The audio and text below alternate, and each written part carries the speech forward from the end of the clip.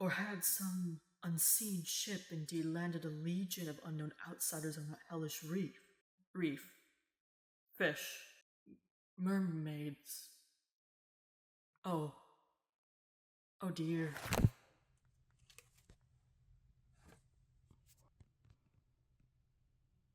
Well, howdy, and welcome to my first character design video on the channel.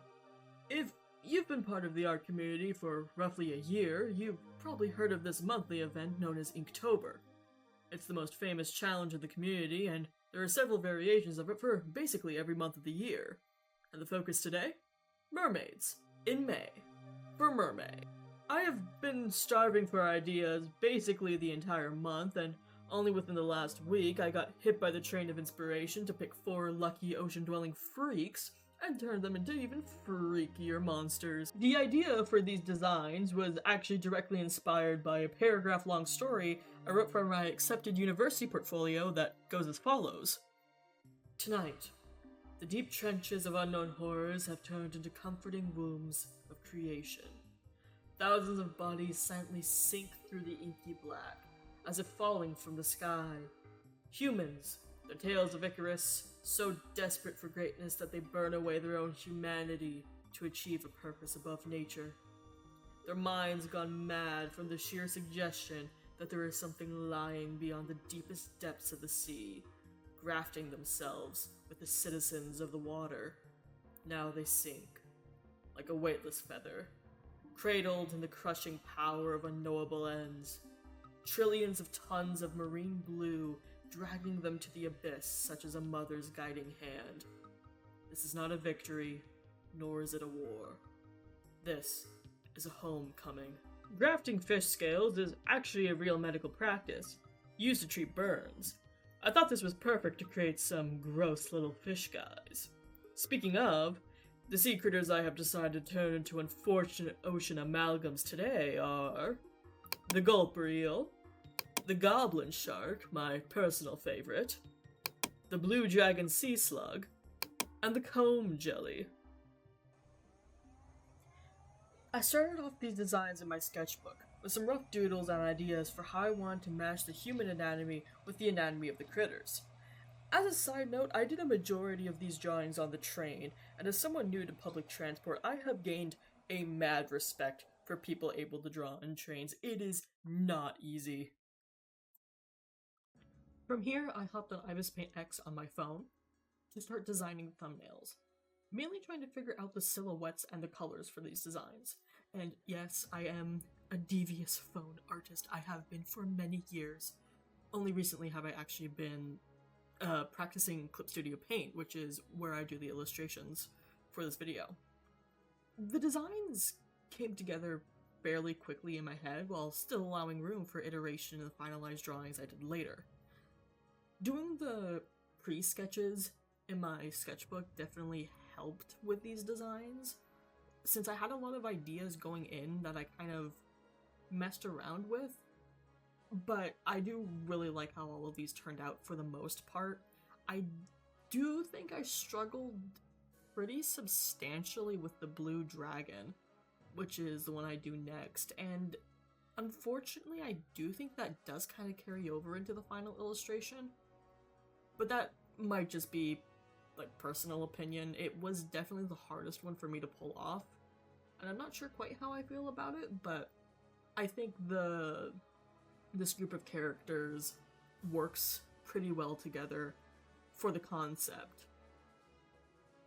It was a struggle trying to get the anatomy to work, trying to mash human anatomy and fish anatomy.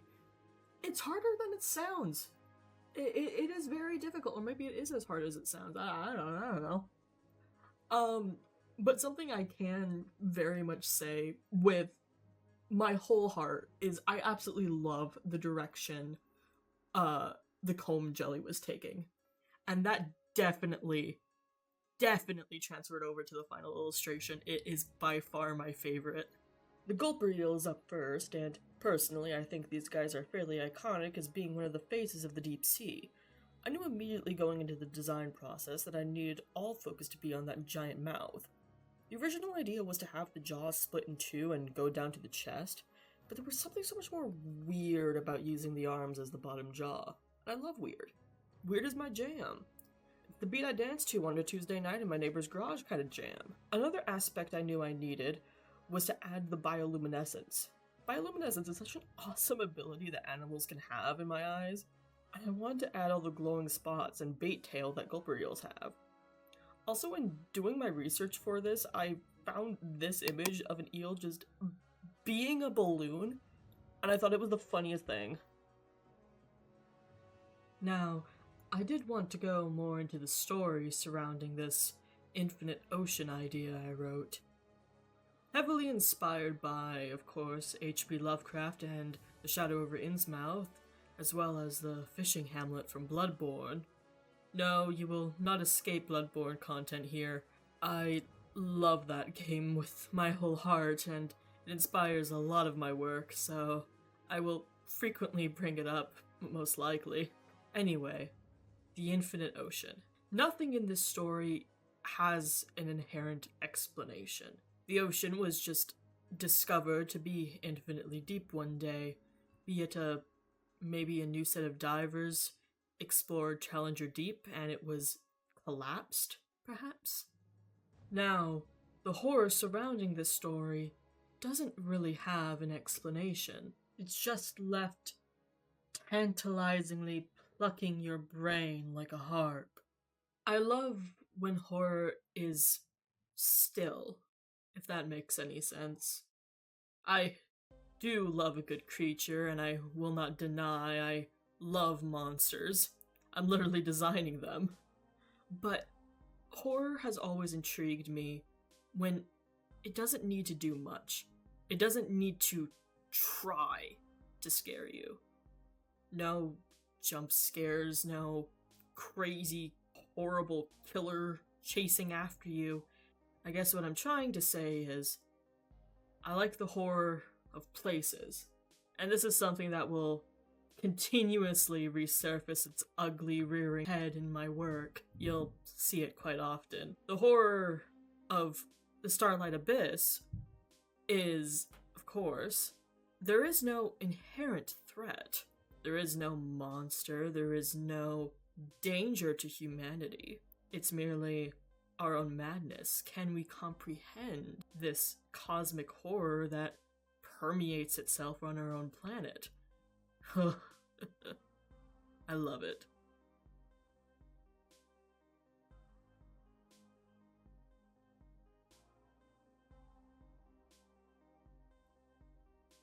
Oh, goblin sharks. Definitely my favorite species of shark. They're actually one of the oldest types of shark, a lineage I believe 125 million years in the making.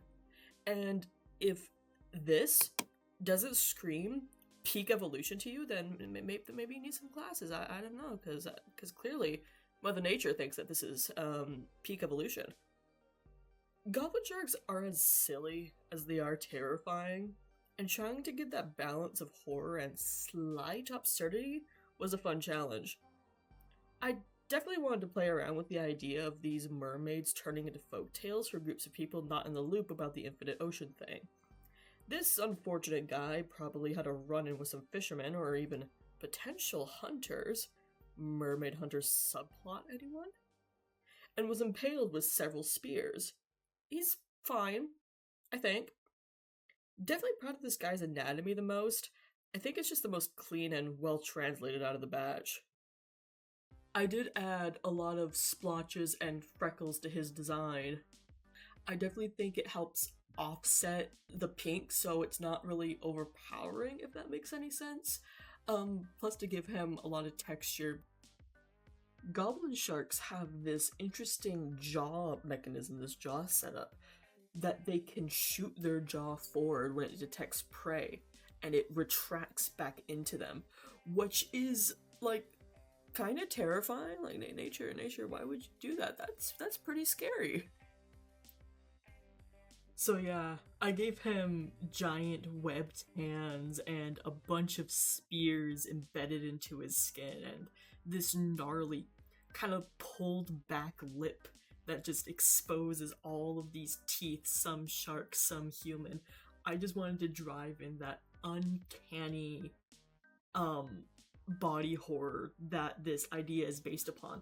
And in all of these designs, you can see very slightly some of the stitching marks of where the fish scales were grafted onto their skin, and I think that's a cool little touch. As well as adding a little bit of bloating to the body to kind of emphasize that whole taking on water, kind of not fitting into its own skin.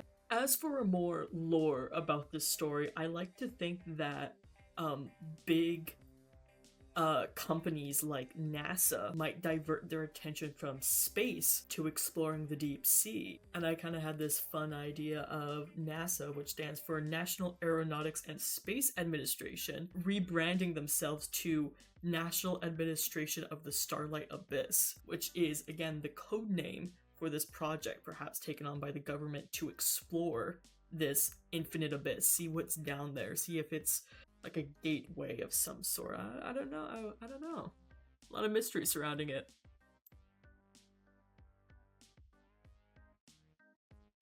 Brief intermission here, but if you like my art and also want to support a small artist, I have a commission sale until June 30th for Pride Month. All commissions over $20 are 15% off and will go towards getting me a better microphone and funding my university tuition. So, if you want to support me bringing you my art and storytelling, check the description for my card account, or go to dawn-arts.card.co. Thank you for checking it out, and now back to the illustrations. Now for the one I struggled with the most. Blue dragons feel very maximalist in nature. They have so many tendrils, little spots, stripes, other details, little horns, the whole Home Depot package discount deal. I cannot deny they can look really adorable though. Blue dragons aren't deep sea creatures like the rest of these are. They are commonly found on beaches. So I wanted to lean more into a divine and beauty-based kind of concept rather than straight up horror. And I do think it worked, perhaps for its detriment. I feel like I could have pushed the tendrils and patterns a bit more than I did, lean more into that maximalist flair that blue dragons have.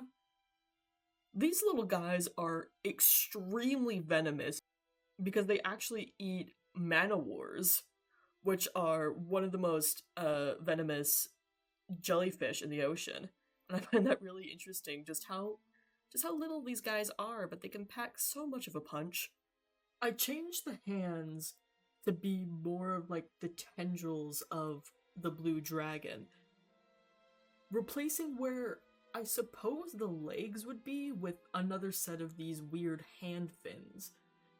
I feel like I could have added an extra set potentially on the tail. That might have helped the design a little bit. But I also combined both of their eyes into this giant eye on their forehead, because it kind of looks like blue dragons just have one singular eye, this little black splotch on their forehead, and I wanted to translate that into like this weird looking eye, and I added a bunch of eyes along their tail to reference the little spots on blue dragons, but also just to add an extra little horror element, because I think she was looking a bit too pretty, I guess, and I wanted to have a little bit more horror. Going into a little bit of how this would affect the public, going back to that horror of places, the place itself not having to do much other than, you know, just being imposing and all that. I love it when horror stories go into just people being stupid. It is one of my favorite tropes in horror fiction. So I like to think that this would be like the process of turning into a mermaid would be extremely commercialized. Like, you could buy an operation, you could do it, and you know it would just be laced with snake oil. Like, it would be advertised as like turning into this beautiful mermaid for like models and stuff, and then just this happens. And it's not a fun experience, but it's kind of funny in a messed up way, and I feel like it would totally happen as people try to like abandon their jobs to go seek this greater purpose, and it just goes horribly wrong.